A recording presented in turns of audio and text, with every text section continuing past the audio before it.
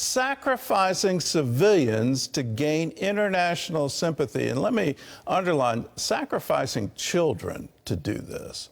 Recent reports prove that it's a weapon Hamas is wielding to defeat Israel.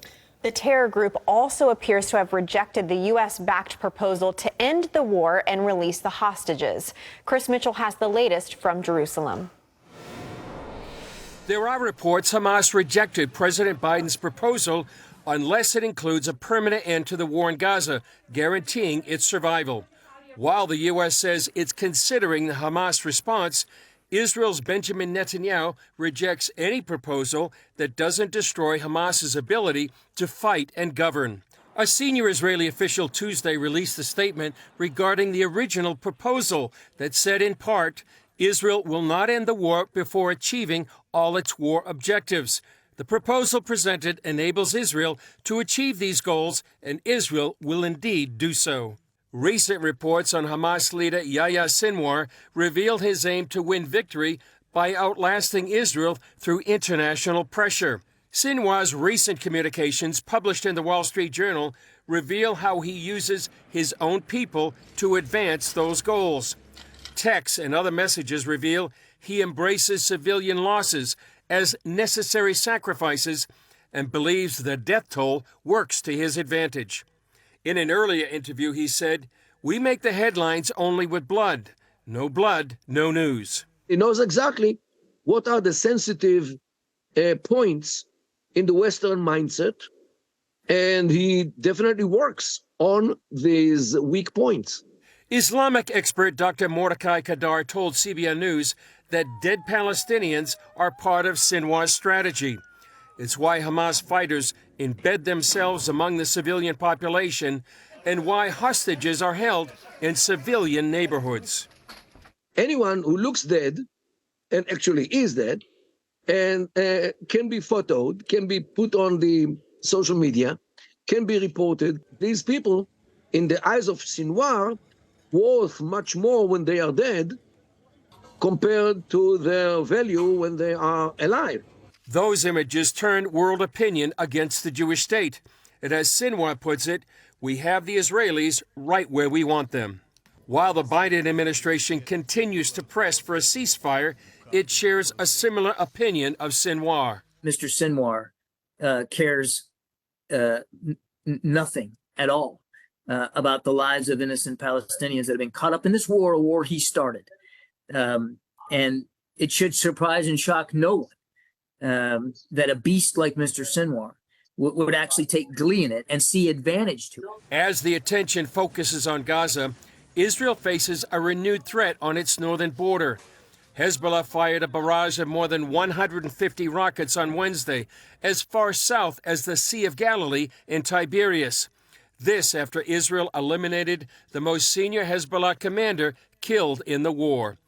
Chris Mitchell, CBN News, Jerusalem.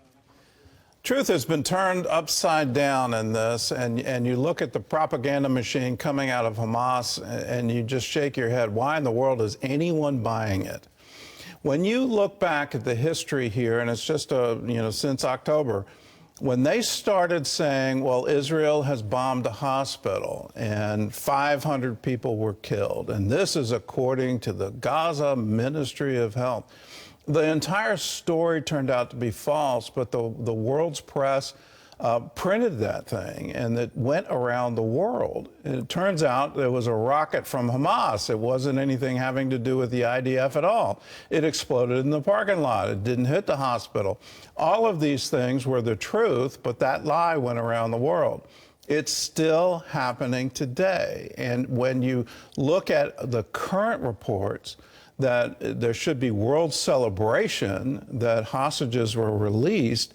Instead, everyone wants to talk about the, quote, innocent civilians who died during the IDF raid to release the hostages. Why aren't we asking, why did Hamas take hostages in the first place? Why aren't we acknowledging that is a war crime in and of itself, regardless of anything else they've ever done? When you use civilians as human shields, again, that is a war crime. Why is Hamas getting away with this? When will we ever wake up that all of these things are lies? They're being very intentional in their social media posts. They're trying to push our buttons, and they're trying to trigger us into some kind of false sympathy for their cause. They are using humans, and they're sacrificing them for this larger ideology that Israel should be wiped off the map. Let's wake up to it and say, no, not on our watch. You don't get to do this. The entire world vowed after the Holocaust, never again. We're on the border, the threshold right now of yet another one with a group that has vowed to repeat October 7 again and again and again. Let's this generation say, no, not on our watch. You don't get away with this. You don't get to exist anymore, and we're not going to believe your lies. I'm not the only one that shares this. My co-host was in the middle of that piece, and she was reacting. What do you think of this current report? Well, what I said as we were chatting was, why are we negotiating with a murderer? Why are we negotiating with terrorism? Isn't that U.S. policy that we do not negotiate with terrorists? And that's exactly what it seems like we're doing. And it's just, I just shake my head. I'm like, why is this happening? It's horrific. It's really horrific. The leaders of Hamas are murderers. They're terrorists, and we're negotiating with them. And I don't think we should be doing that. That's my rare opinion that happens. That's not so rare. It's rare when I give my opinion on these matters. I appreciate it. And yeah. Let's underline that. Why in the world are we negotiating with terrorists? It has been U.S. policy. We don't ever do that. And to not just negotiate with them, but, let's come alongside them and advance their agenda and say, okay, at the end of this, we're going to have a two-state solution. It's going to be on our terms, not on Israel's negotiated terms. We're going to reward the terrorist acts of October 7th.